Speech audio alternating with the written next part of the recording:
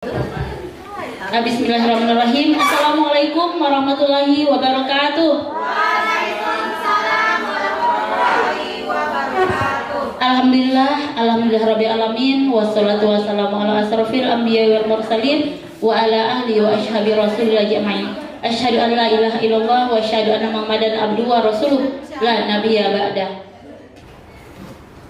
Ini suratnya, surat tugas undangan peserta pelatihan fasilitator daerah ada di Sumatera Barat.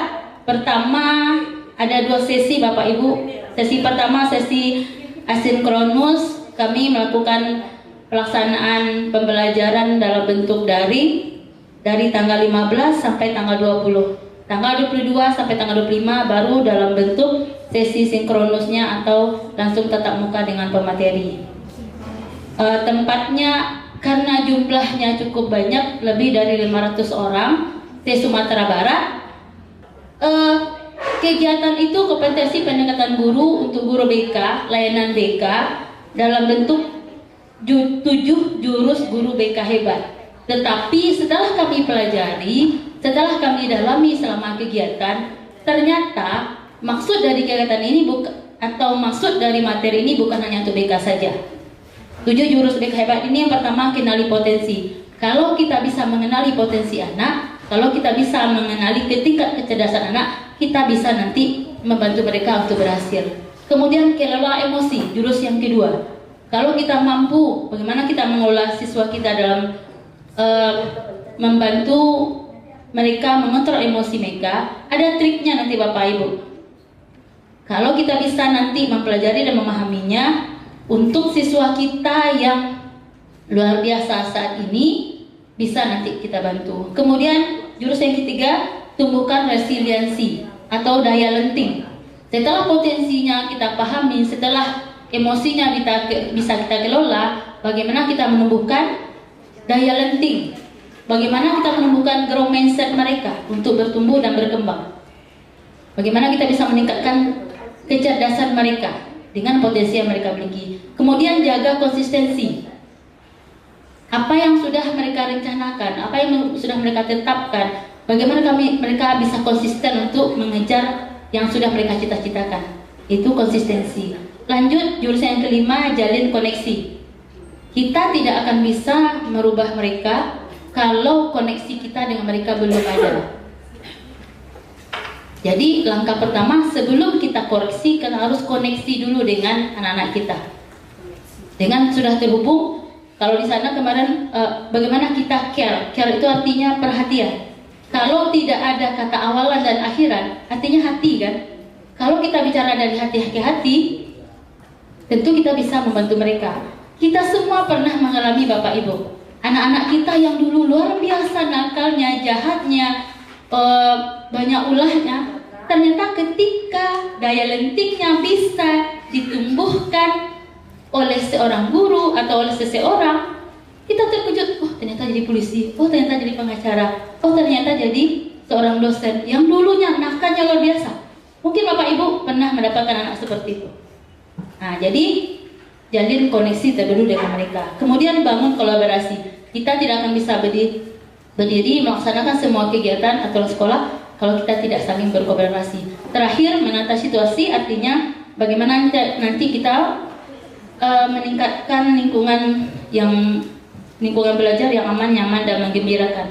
Pada awalnya sebenarnya untuk tugas ini kami harus diseminasinya 2 jurus dulu kepada siswa.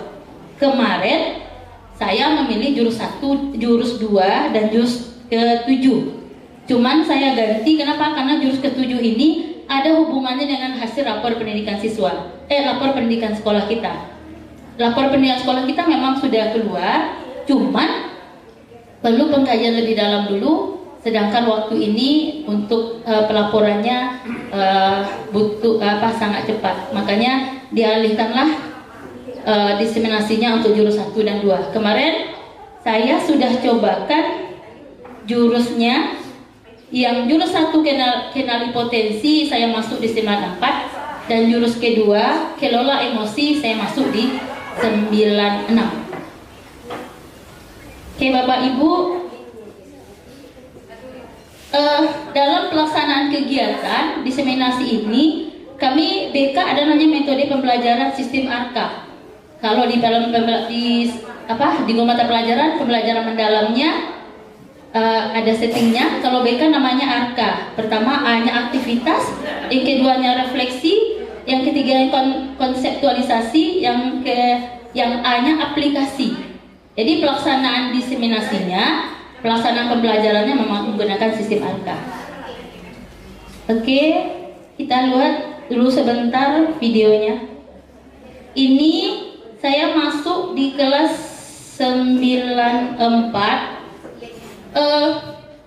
94 kenapa saya pilih? Sebenarnya yang ditunjuk itu kalau bisa di kelas kita Bapak Ibu, di kelas kita. Saya masuk di kelas 7. Cuman ketika saya sudah pelajari, gaya belajar sudah diberikan ke mana. Kalau di setting videonya nggak mungkin. Makanya saya ambil di 94 waktu itu.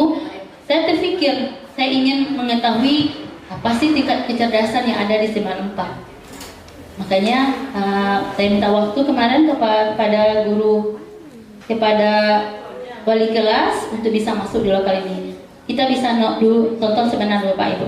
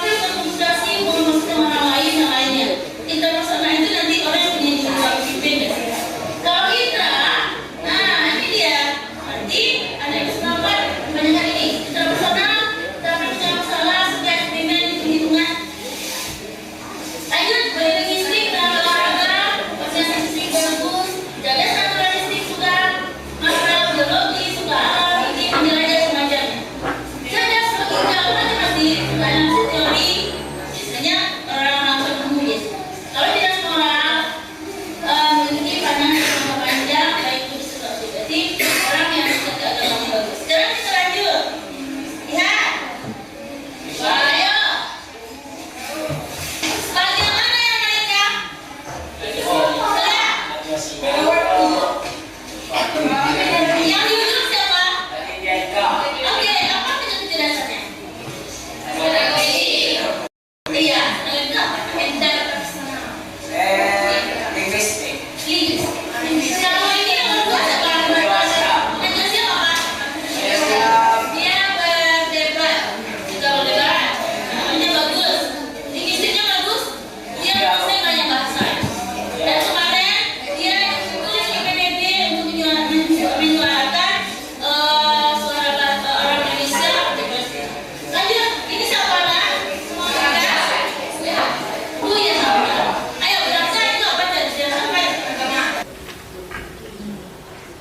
Ini video yang pertama, kenai potensi. Jadi ternyata dari hasil yang didapatkan dari 94, ternyata 21 orang punya kecerdasan intrapersonal. Artinya mereka sudah bagus dan kepribadian, sudah bagus dalam memotivasi diri. Jadi cuman ada beberapa, ternyata ada 4 yang Ibu Susi cerdas logis matematik, tapi nggak muncul kata Bu Loni. Seperti Cindy, Jihan Khaira, Zoya, cerdas logis matematis tinggi, tapi nggak muncul mungkin ya di matematik. Itu yang akan kita kembangkan. Jadi sebenarnya Bapak Ibu, di kegiatan ini, nah ini yang utama dalam metode ARKA. Kita mulai dari aktivitas yang tadi.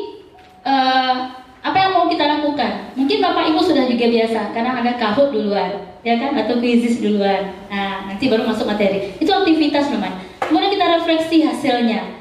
Kenapa nggak dapat? Kenapa? Kalau refleksi sini, ternyata hasil dari tes IQ-nya ini. Nanti masuk kepada konsep. Kalau yang cerdas artificial ini seperti ini, nah. Kalau cerdas naturalistik ini seperti ini. Itu masuk pada konsep.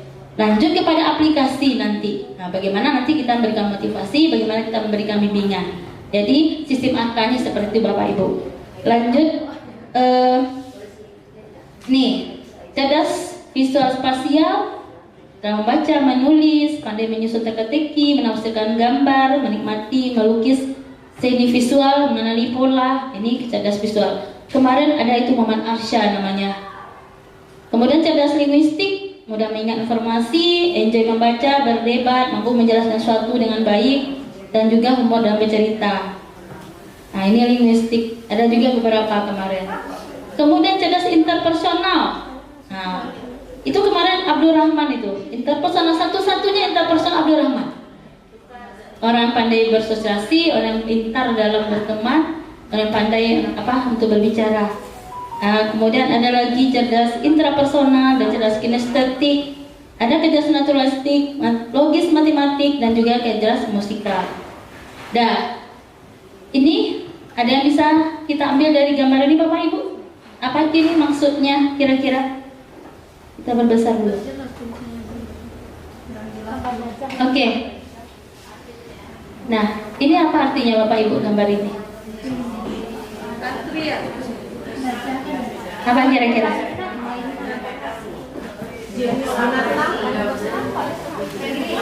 Iya, siapa yang punya pendapat dengan gambar ini Bapak Ibu? Ada? Ada yang punya pendapat dengan gambar yang di depan? Boleh silakan tunjuk tangan. Ya, Ibu Nur, silakan. Ya, dari gambar. Baiklah Ibu Rita, menurut kami di sini keberagaman di dunia hewan, kemudian mereka secara konsentrasi atau fokus mendengarkan informasi dari pemimpinnya. Ya. Terima kasih Bu Nur. Ada yang lain Bapak Ibu? Panjat pohon itu. Dari gambar ini siapa yang bisa menafsirkan artinya apa? Umay? Iya, kira-kira apa gambarnya? Tolong panjat pohon itu. Ini juga gajah manjat. Hah, gajah Umay. Kenapa bahasanya seperti itu? Iya. Apa perintahnya di rumah? Perintahnya di sini Bapak dosen menyampaikan tolong panjat pohon itu.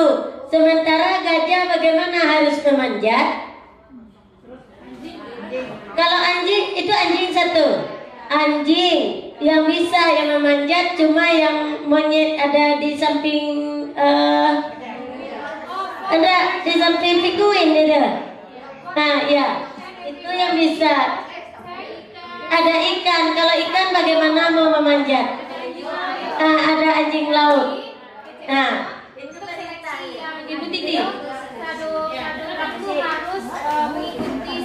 Kalau katanya kan di sini for a fair selection everybody has to take the same exam katanya. Katanya untuk seleksi yang adil, kata-katanya fair atau adil, please Please climb that tree katanya. Tolong panjat pohon itu. Sedangkan kita tahu di sana ada beberapa jenis hewan. Ada anjing laut, ada anjing, ikan, gajah, penguin, burung dan juga monyet. Yang sama-sama kita ketahui bahwa yang bisa manjat pohon itu kemungkinan monyet atau enggak burung, dia bisa terbang. Sedangkan katanya for a fair selection, katanya harus adil. Kalau misalnya adil, kita kan nggak bisa nyuruh gajah naik pohon, nanti pohonnya yang tumbang duluan. Jadi mungkin caranya di sini walaupun untuk adil mungkin bisa nanti dibedakan gitu. Si gajah ini mungkin mengangkat kayu, atau ikan disuruh berenang di laut, atau misalnya anjing laut disuruh berenang, anjing disuruh ngapain gitu. Jadi tidak sama to take the same exam-nya gitu. Jadi different exam gitu Bu. Terima kasih. Ada yang punya pendapat lain? Ya, silakan.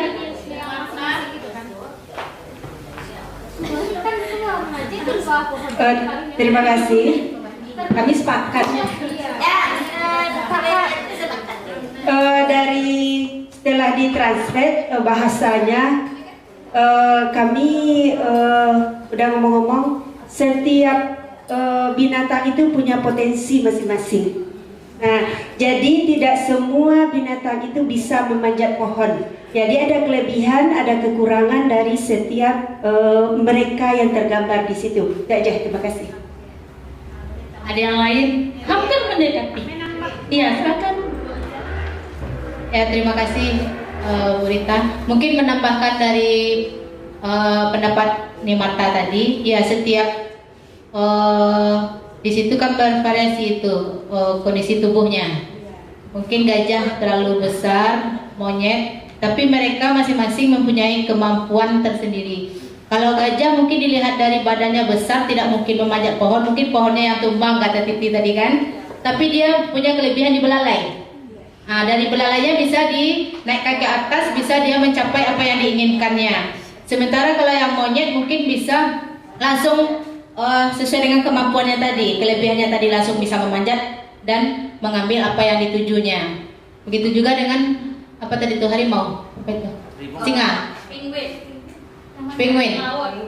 Enggak, ya penguin mungkin dia bisa meloncat-loncat, mungkin bisa jadi ya. Ya, yang di sebelah gajah ikan. Ya bisa jadi dia manjat di punggung gajah. Masing-masing kemampuannya dimanfaatkan, naik ke punggung gajah dan langsung ke belalai, langsung dapat apa yang diinginkannya. Berkolaborasi itu kesimpulannya. Terima kasih. Ada yang lain? Bu Fani, silakan.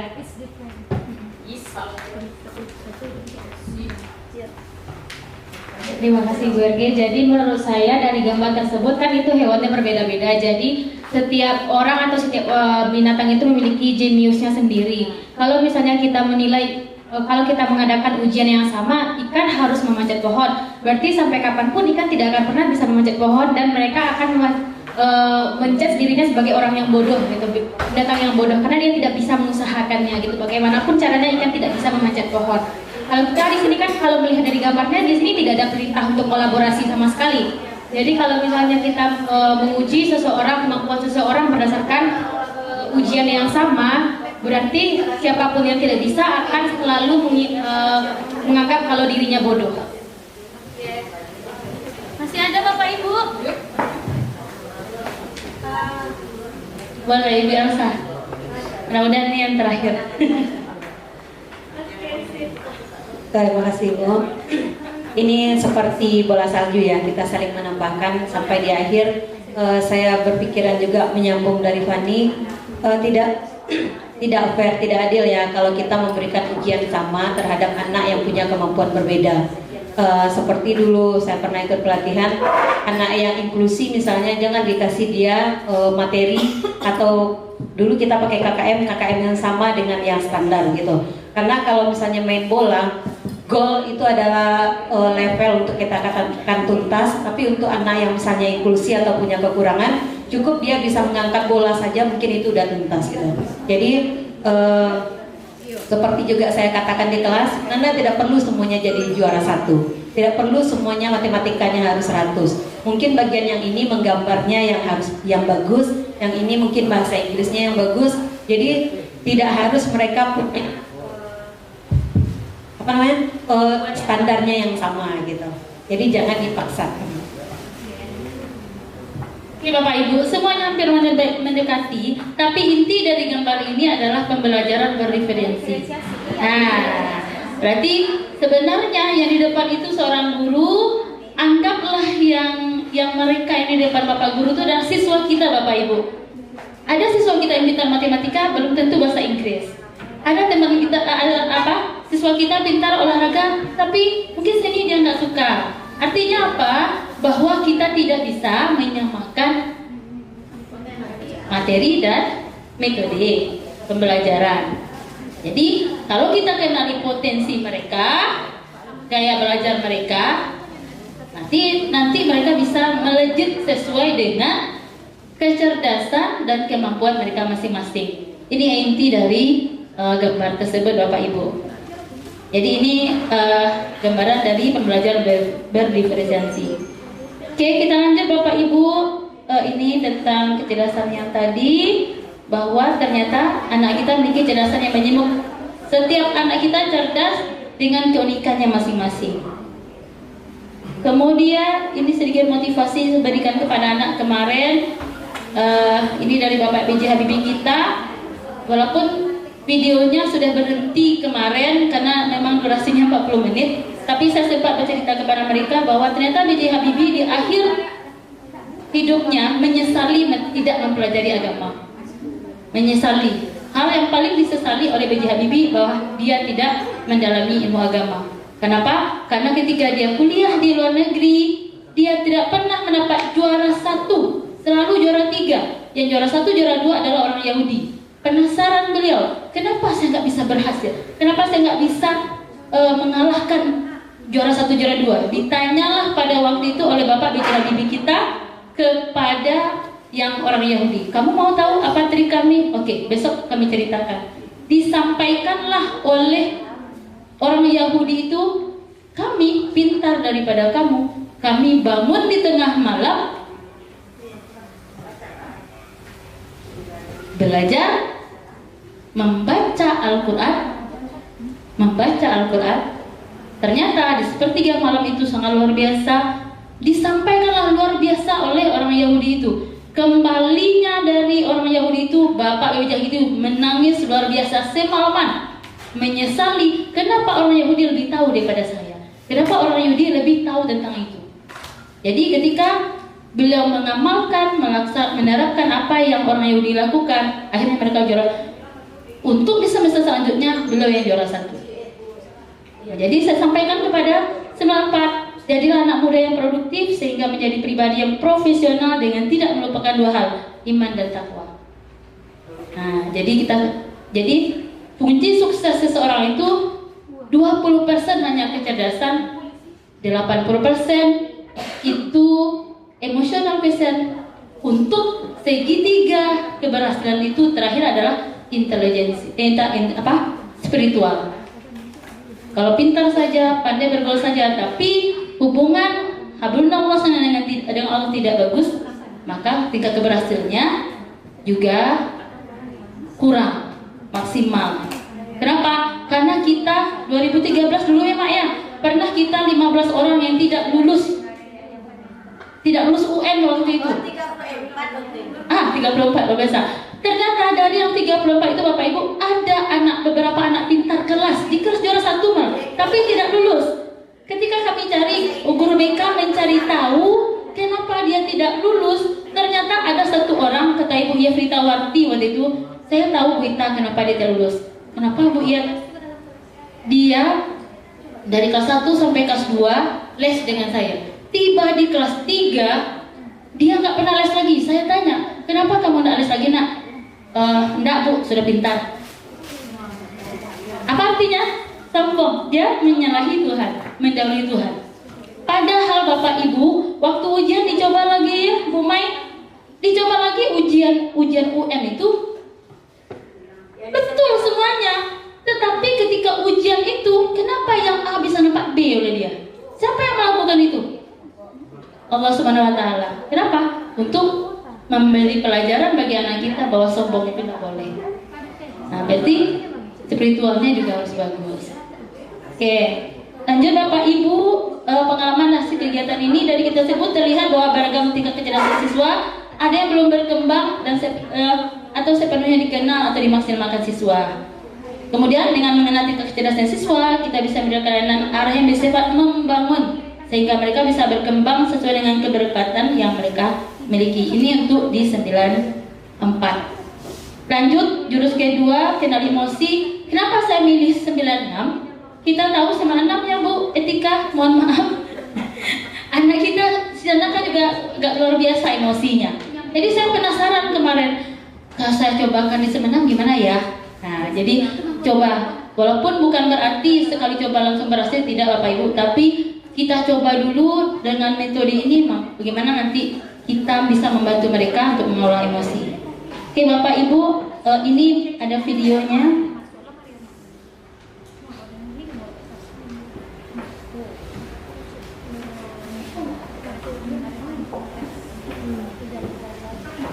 Bagaimana memanipulasi emosi. Assalamualaikum warahmatullahi wabarakatuh.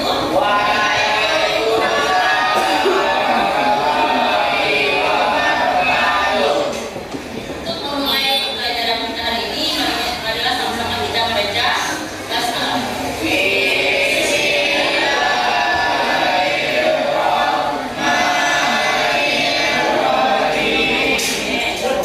Gimana teman-teman itu semuanya lihat? Saya yang tidak. Oke, ada tidak hadir? Oke. Sebelumnya kita akan itu Alfi Sukri, Bintang Isa, Evita Salwalila, Arjun Syahrin, Levi Nomulia, Firza Kesunora, Rafael ya, Yahya Abdullah, Kasifa Putri Juliani,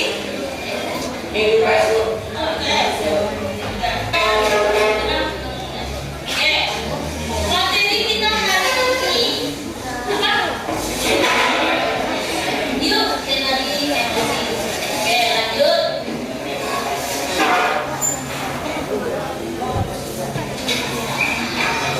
Dosen berharap di untuk kita bisa mengenali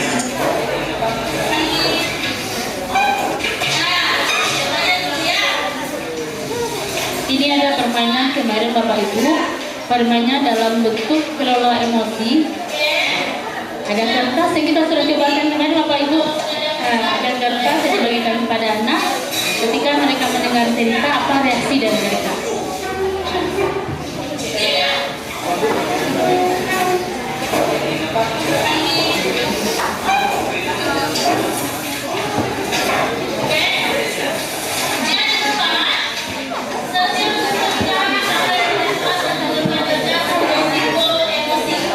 Ini adalah simbol emosi.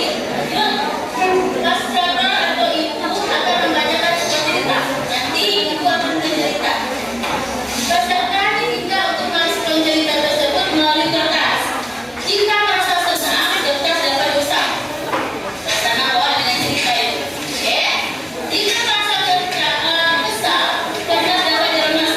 Mau kesal sama lain kertas boleh.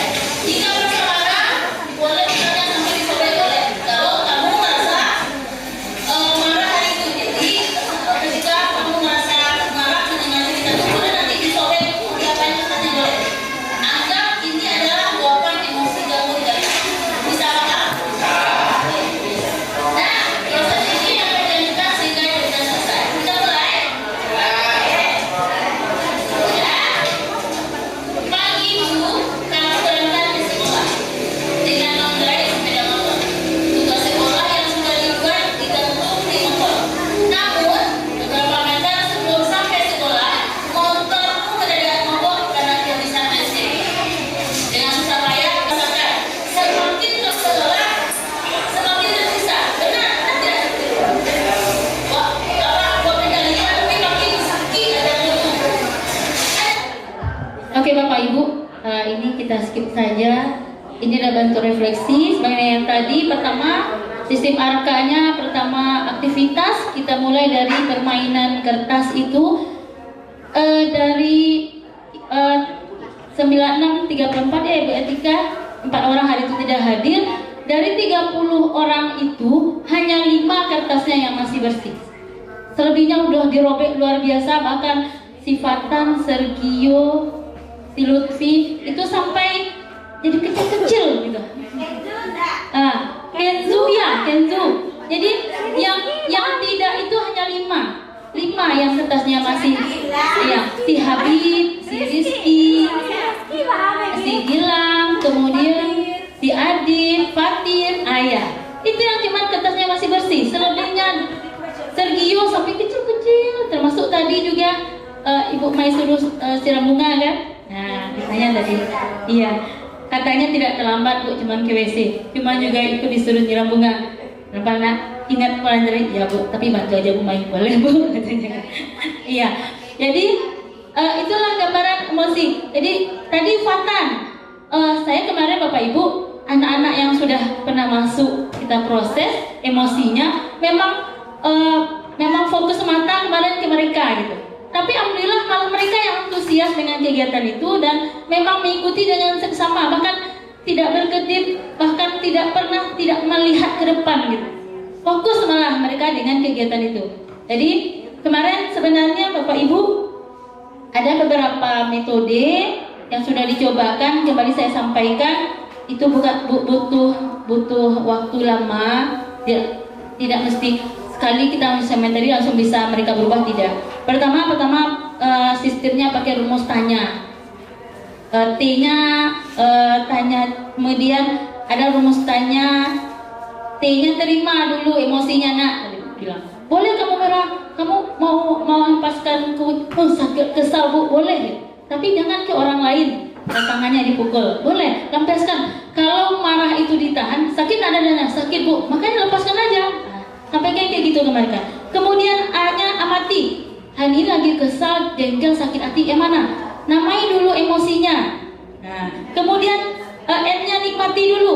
Nikmati artinya dalam agama kita, kalau kita lagi marah bagaimana nak? Duduk, bawa duduk. Bawa duduk. Kalau lagi berdiri bawa duduk. Kalau berdiri, kalau sedang duduk bawa berdiri. Atau dalam agama kita nak disampaikan bahwa berwuduk nak supaya nanti emosinya. Kenapa? Ketika kita emosi yang melingkupi kepala kita adalah setan. Nah, nikmati dulu. Nah, kemudian Y-nya Pak, yakini bahwa kamu lebih kuat dari emosi dari emosi diri kamu sendiri. Yakini bahwa kamu mampu sebenarnya mengontrol. Yakini bahwa kamu bisa. Kemudian baru A-nya, baru nanti terakhir bagaimana kamu bersikap. Aplikasinya bagaimana kita bersikap untuk masalah yang tadi. Sebenarnya rumusnya lanjut di Bapak Ibu. Rumus yang kedua ada namanya dua tahapan. Apakah kita rumus yang pertama atau rumus yang kedua? Yang bagian rumus yang nomor 2, emosi lanjut tindakan atau emosi ada jeda ada tindakan. Kalau kita emosi langsung tindakan, maka lanjut wajarlah kamu langsung sakit hati, langsung tanpa tanya babi ibunya langsung kamu menghakimi teman kamu. Tapi seharusnya apa yang kita lakukan? Dicoba kan gimana Pak Bu? Emosi dulu, ambil jeda dulu nak. Jeda dulu untuk berpikir. Nanti kalau ada waktu jedanya sedikit baru kita tindakan. Ketika jeda sedikit ada namanya peta emosi. Peta emosi itu bagaimana kita menamai emosi, kemudian udah pilihannya. Kita punya pilihan. Waktu yang pertemuan kita sebelumnya sempat ditayangkan gambarnya Bapak Ibu. Bagaimana di jeda itu tarik nafas. Dicoba kan berapa? Ketika muncul rasa marah kamu, ketika kita tarik nafas, kita hitung dalam diri kita nak, hitungan 1 sampai ke 10. Biasanya ini ilmu psikologi Bapak Ibu. Biasanya ketika kita marah, kita tarik nafas sebentar, kita hitung dalam diri kita 1 sampai 10. Biasanya di kuadran 6 dan 7 itu otak neokortek kita berjalan, langsung turun emosinya. Kenapa? Karena di kuadran 6 dan ke-7 otak kita yang emosi sudah turun dia. Jadi sistem limbik yang bekerja, sistem neokorteknya yang bekerja. Berpikir, oh ini saya lakukan, ini yang terjadi. Kemarin Bapak Ibu kita lihat kan ada kemarin tayangannya Carinosaurusnya. Kalau dinosaurusnya muncul, kita marah, anak kita juga menjawab juga, akan seperti itu. Jadi ada rumus-rumusnya kemarin dijelaskan kepada anak. Cuma memang butuh waktu. Ketika muncul nanti, kalau ada nanti setelah ini mungkin anak-anak kita yang berkelahi, kita cobakan nanti. Mampu tidak mereka mencobakan rumus ini? Jadi kemarin sengaja sebenarnya dicoba, penasaran juga kalau dicobakan rumus ini bagaimana. Mudah-mudahan nanti bisa. Jadi inti dari kegiatan ini Bapak Ibu, kemarin juga diberikan motivasi kepada anak bahwa orang yang kuat itu orang yang bisa menahan marah. Orang kuat bukan orang yang pandai bergulat, tapi orang yang kuat ialah orang yang dapat mengendalikan dirinya ketika dia marah. Sampaikan juga kepada anak kita. Oke, pengalaman dari hasil kegiatan ini Bapak Ibu, dan kita sebut terlihat antusiasme beberapa anak yang terindikasi memiliki pengelolaan emosi yang kurang bagus. Namun mereka menyiapkan tadi dengan sangat fokus, bahkan mengikuti kegiatan dengan serius. Lanjut, dengan adanya kegiatan materi ini, kita harapkan anak kita bisa belajar mengelola emosi. Ini memang tidak mudah, tapi sekurang-kurangnya mereka belajar memahami, dan tetap kita dukung atau bantu mereka menjaga konsistensi mereka untuk berubah ke arah yang lebih baik. Jadi itu intinya Bapak Ibu. Oke, terima kasih Bapak Ibu atas kesempatannya. Mudah-mudahan kita bisa menciptakan sekolah yang aman, nyaman, dan menggembirakan untuk kedepannya. Terima kasih. Wabillahi taufik. Wassalamualaikum warahmatullahi wabarakatuh.